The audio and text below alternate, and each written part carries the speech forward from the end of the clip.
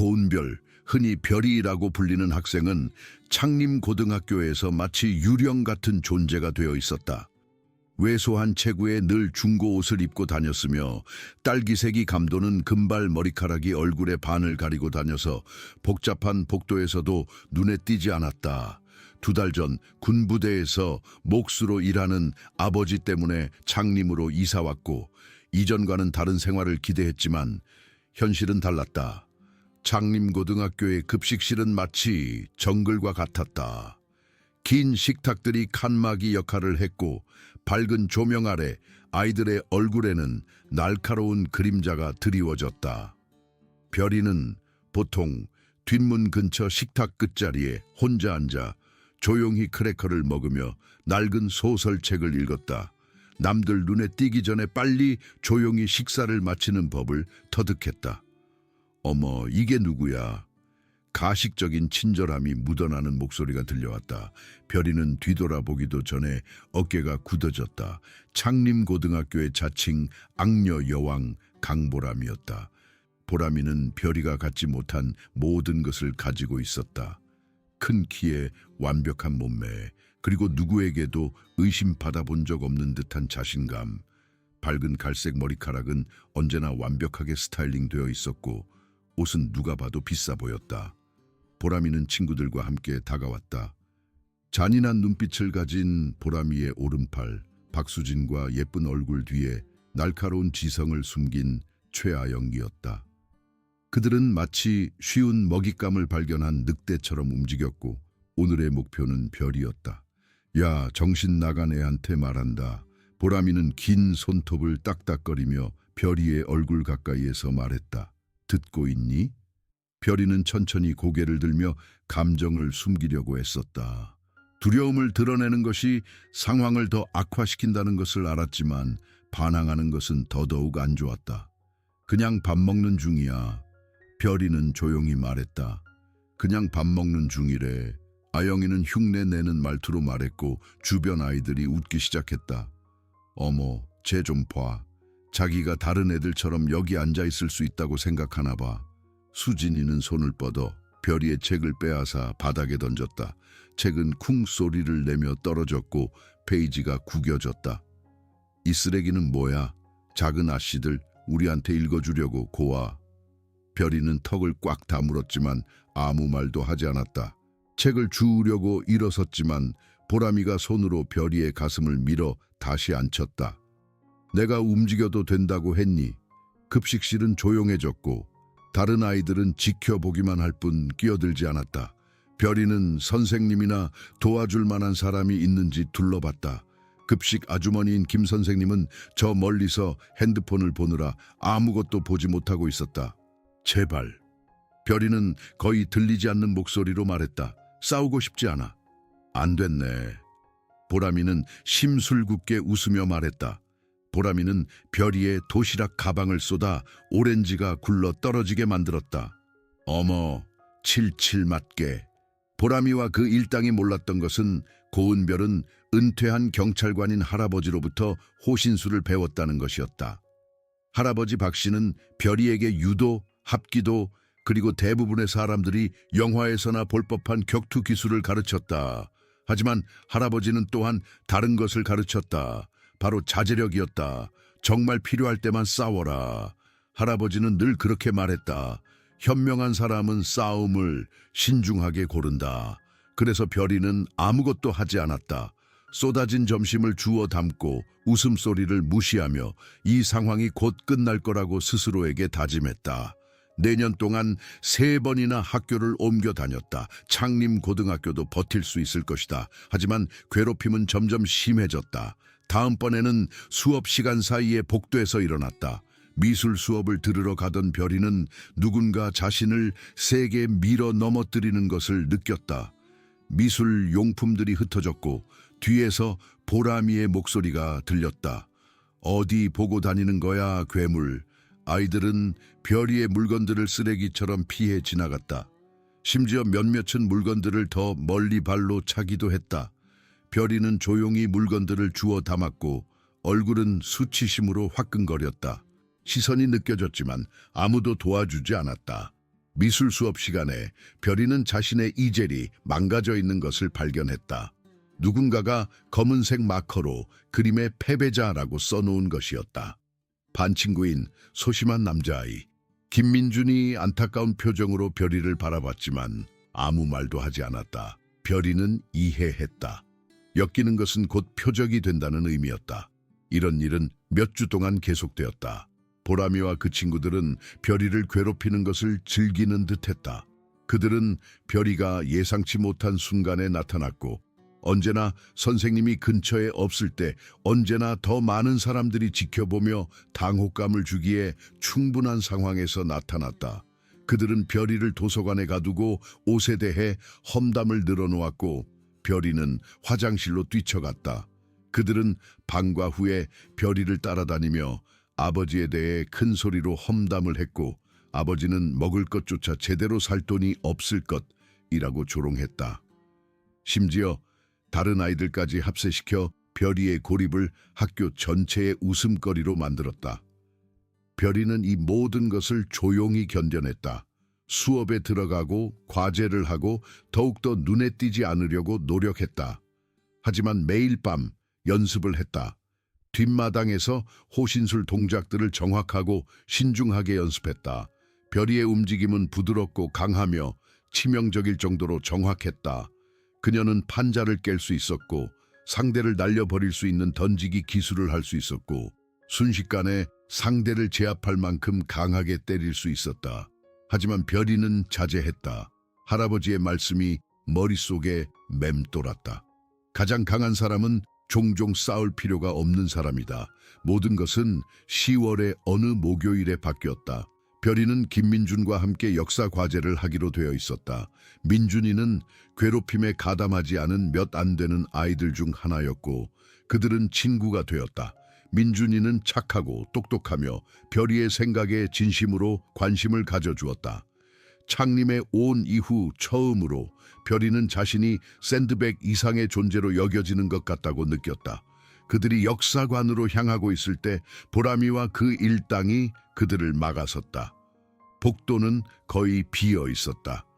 점심시간과 오후 수업 사이 대부분의 아이들이 교실에 있거나 급식실에서 시간을 보내는 시간이었다. 어머나 세상에.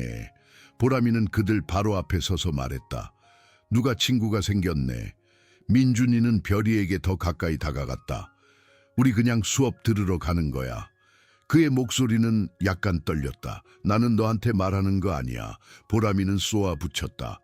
그녀는 별이의 피부가 오싹해질 정도로 민준이를 쳐다봤다. 사실 민준아, 생각해봤는데 너는 이런 쓰레기 같은 애랑 어울리기에는 너무 아깝다. 수진이와 아영이는 옆에 서서 그들의 길을 막았다. 다른 아이들이 알아차리기 시작했고 그들을 둘러싼 원을 만들었다. 그냥 우리 내버려둬. 민준이는 말했지만 그의 목소리는 점점 작아졌다. 보람이는 그를 무시하고 별이를 쳐다봤다. 내가 뭘 생각하는지 알아? 네가 민준이를 이용하고 있다고 생각해. 불쌍하게 만들어서 모든 일을 대신하게 하려는 거지. 너한테는 그것도 꽤 슬픈 일이야.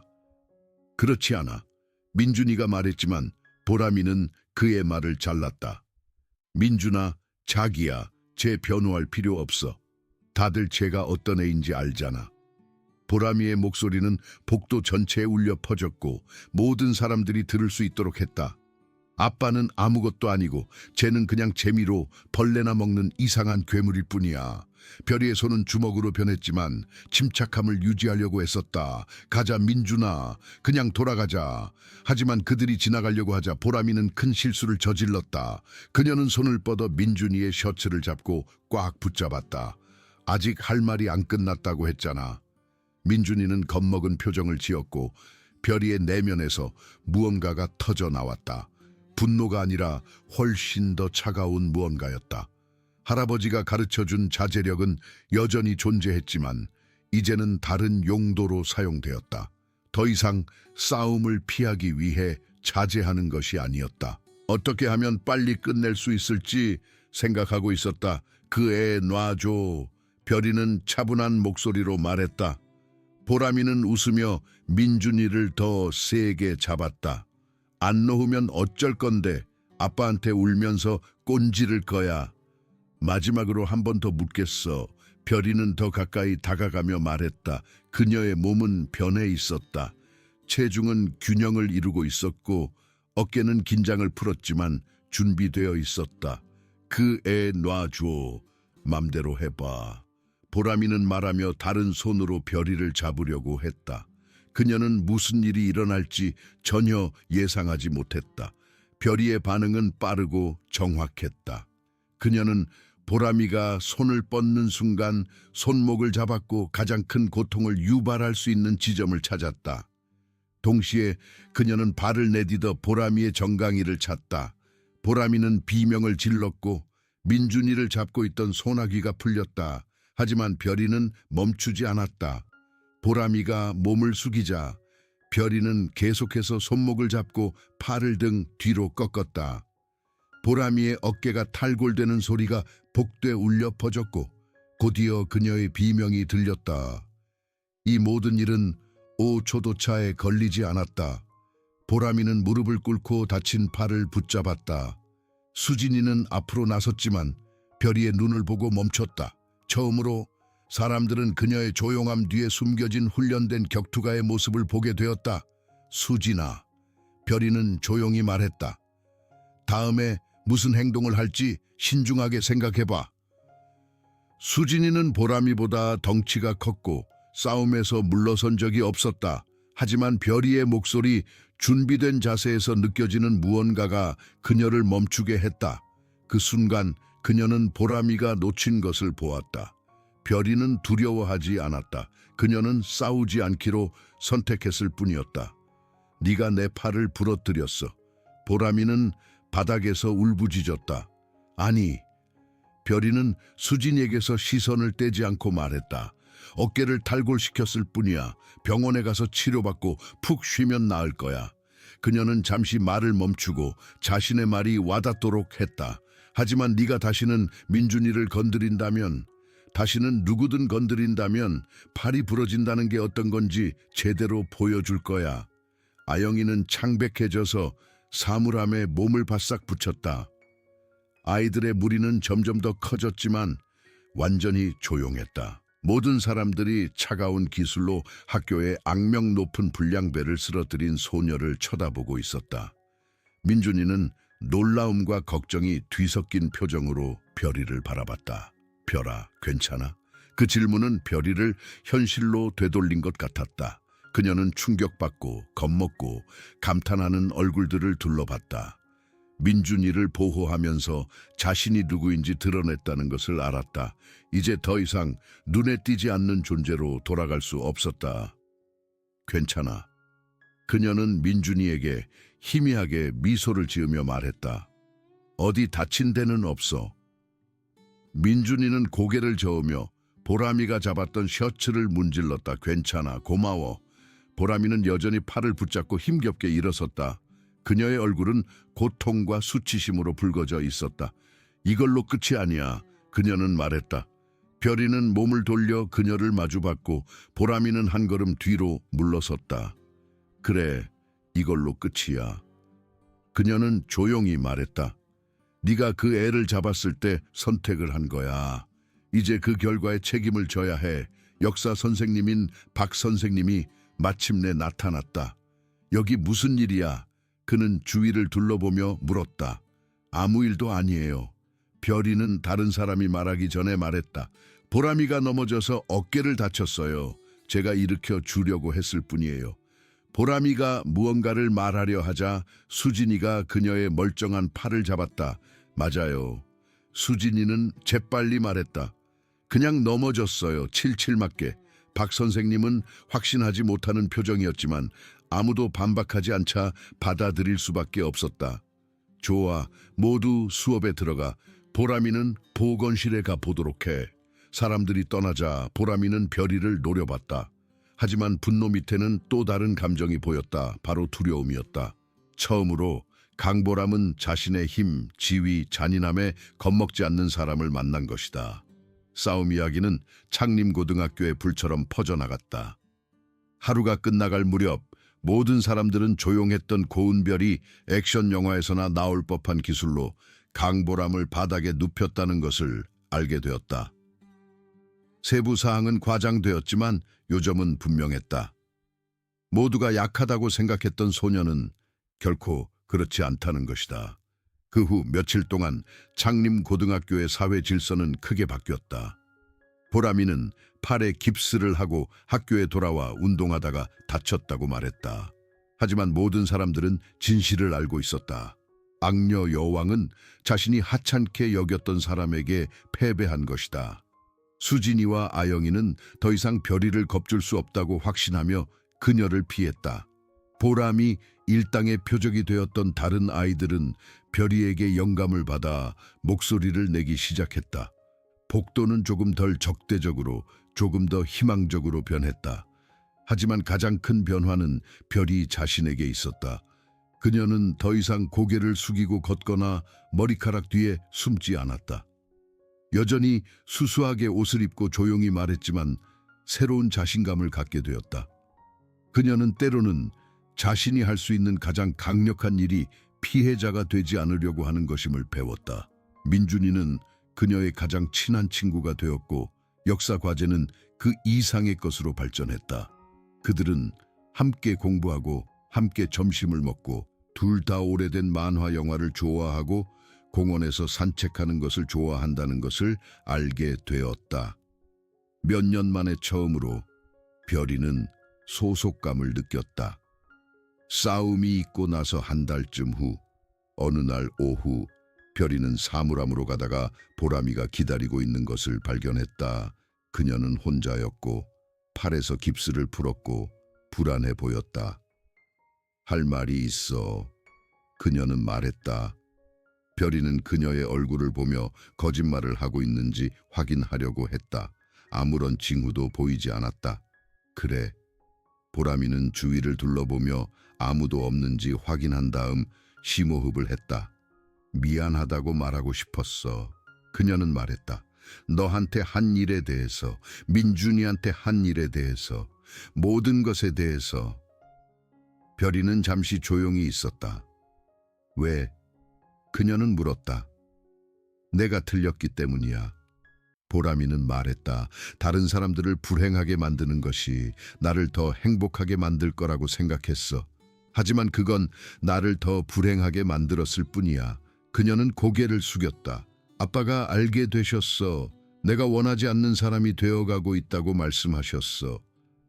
그래서 뭐가 되고 싶은데? 별이는 물었다. 보람이는 그녀를 쳐다봤다. 예전보다 더 나은 사람이. 별이는 고개를 끄덕였다. 사과를 받아들일게. 그녀는 말했다. 하지만 보람아, 왜? 다시는 누군가를 괴롭힌다면, 다시는 누군가를 내가 느꼈던 것처럼 느끼게 한다면 그 복도에서 시작했던 일을 끝낼 거야. 그리고 다음번에는 봐주지 않을 거야. 보람이는 침을 꿀꺽 삼켰다. 알았어. 돌아서서 걸어가는 보람이를 보며 별이는 얼마나 많은 것이 바뀌었는지 생각했다.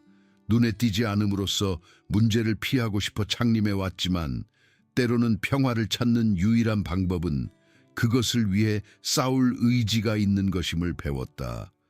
그녀는 할아버지의 말씀을 떠올렸다. 현명한 사람은 싸움을 고른다. 그녀는 자신의 싸움을 골랐고 그렇게 함으로써 강함은 다른 사람을 해치는 것이 아니라 자신을 보호할 수 없는 사람들을 보호하는 데 있다는 것을 알게 되었다. 종이 울리고 창림고등학교에서의 또 하루가 끝났다. 별이는 책을 챙겨 출구로 갔고 그곳에는 민준이가 미소를 지으며 역사 과제에 대한 질문을 들고 기다리고 있었다. 주차장으로 걸어가면서 별이는 더 이상 눈에 띄지 않으려고 노력하지 않는다는 것을 깨달았다. 그녀는 자신이 있어야 할 곳에 있었다. 주목받고 존경받고 두려워하지 않는 곳에 조용한 폭풍은 자신의 목소리를 찾았고 창림은 결코 이전과 같지 않을 것이다.